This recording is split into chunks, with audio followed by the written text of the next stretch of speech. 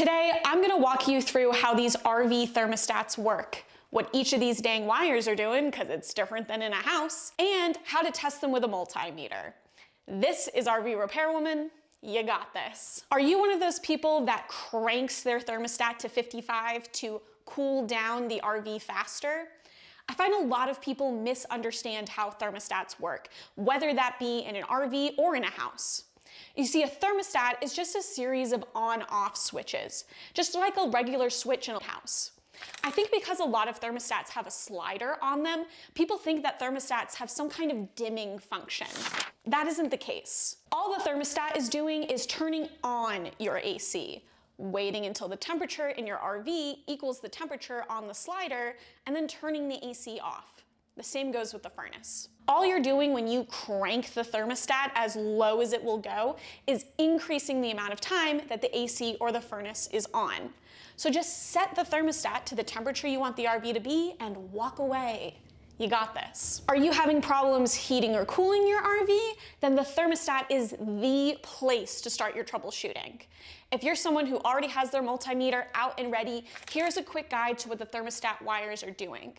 You can also get a cheat sheet for this at rvrepairwoman.com/thermostat.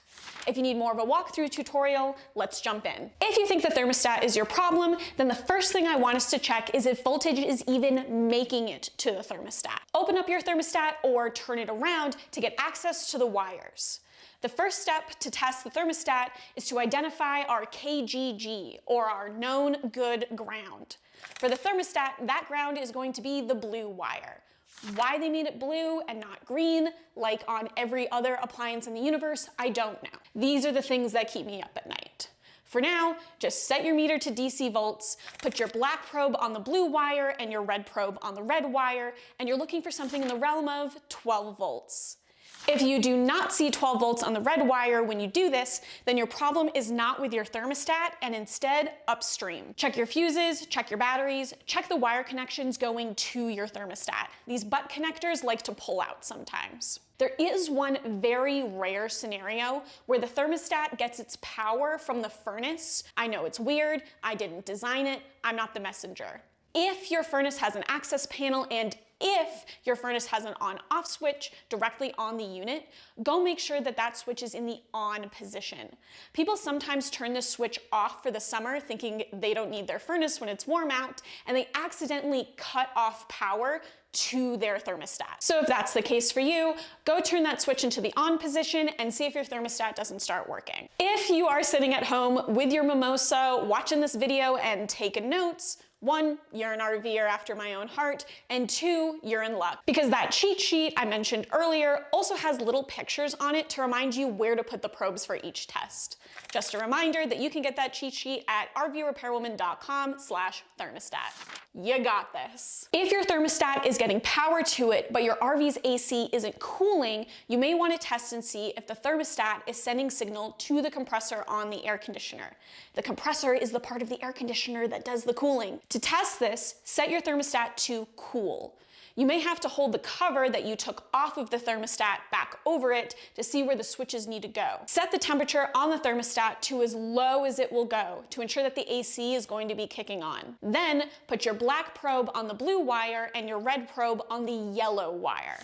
You're looking for something in the realm of 12 volts. If you see 12 volts, then congratulations, your thermostat is living its best life and is doing its job just like it's supposed to. But if you had power going into the thermostat and do not see 12 volts on the yellow wire, check to see if the thermostat has an internal fuse. If it does, pull it out and test that bad boy for continuity. But if there is no fuse or the fuse is good, then the thermostat is most likely bad. Wait 2 minutes and then run this test again. A lot of thermostats have a built-in 2-minute timer to keep you from burning out your compressor. If you still don't have 12 volts on the yellow wire after 2 minutes, then your thermostat is bad. Good news is thermostats are way cheaper to exchange out than an entire air conditioner. And you solve the entire problem yourself. You got this. When a customer tells me that their RV's air conditioner isn't turning on at all, then what that usually tells me is that the AC's fan isn't turning on. Here's how to test and see if the thermostat is your problem in this scenario. Set the thermostat to either high fan or low fan. Avoid the auto setting while testing because we're in less control of what's going on when we choose that setting. Set your multimeter to DC volts. Then put your black probe on the blue wire and your red probe on the green wire if you chose high fan, or the gray wire if you chose low fan. Do you see 12 volts? Then yay! Your thermostat is good. But if you had power going into the thermostat, but do not see 12 volts on either the green wire or the gray wire, check to see if the thermostat has an internal fuse. If you do, pull it out, test that bad boy for continuity. If it's bad, change it. If there is no fuse or the fuse is good, boo. That's a sign that the thermostat is bad and needs to be changed out. You're doing great. If you found this video because you're struggling to get your AC working and madly combing through YouTube videos for the solution, you're in luck.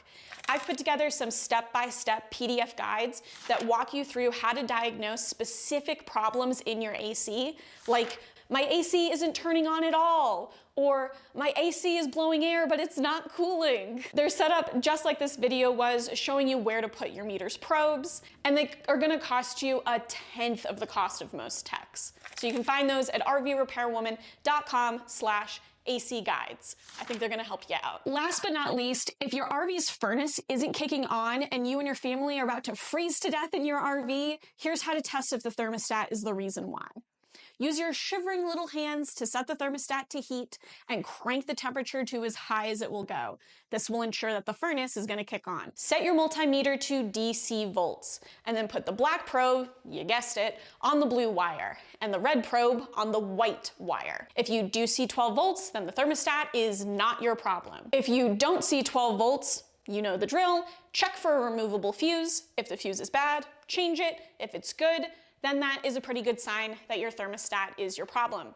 Switch that bad boy out, and hopefully you should have your RV warmer than hell in half of Georgia in no time. If you just learned that your thermostat is bad, you may be thinking about upgrading your RV thermostat to one of those fancy residential ones. The dream sounds awesome.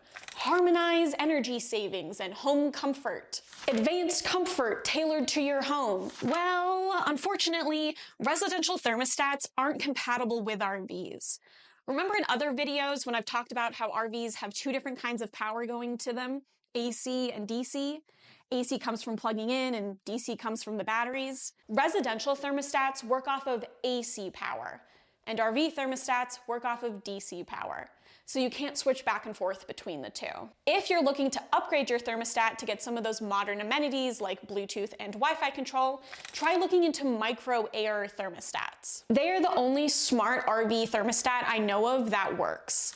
The interface isn't as cool and modern looking as, say, like a Nest or an Ecobee, but it works and it gets the job done. And the touchpad is way better than the touch controls on specifically these Dometic CT thermostats. If you have one of these, you know what I'm talking about. If you opened up your thermostat and went, I have no idea what this Emily chick is talking about, my thermostat only has 3 wires going to it, I see you, don't worry, I'm not trying to gaslight you here. Some Dometic thermostats like this one only have 3 wires going to them, 12 volts in, the ground, and a communication cable. Other thermostats like this one have a Cat 5 looking cable coming out of the back that works very similarly. That cable isn't actually Cat 5, by the way, it's a proprietary cable made by Dometic, just to be annoying. It's wired differently than Cat 5. Unfortunately, these type of thermostats aren't very testable. You can see if power is going to them, but that's usually obvious by whether or not they're turning on. And that's about it testing-wise. If some tech out there knows a good way to test these thermostats, please let me know in the comments. I would love to learn about it.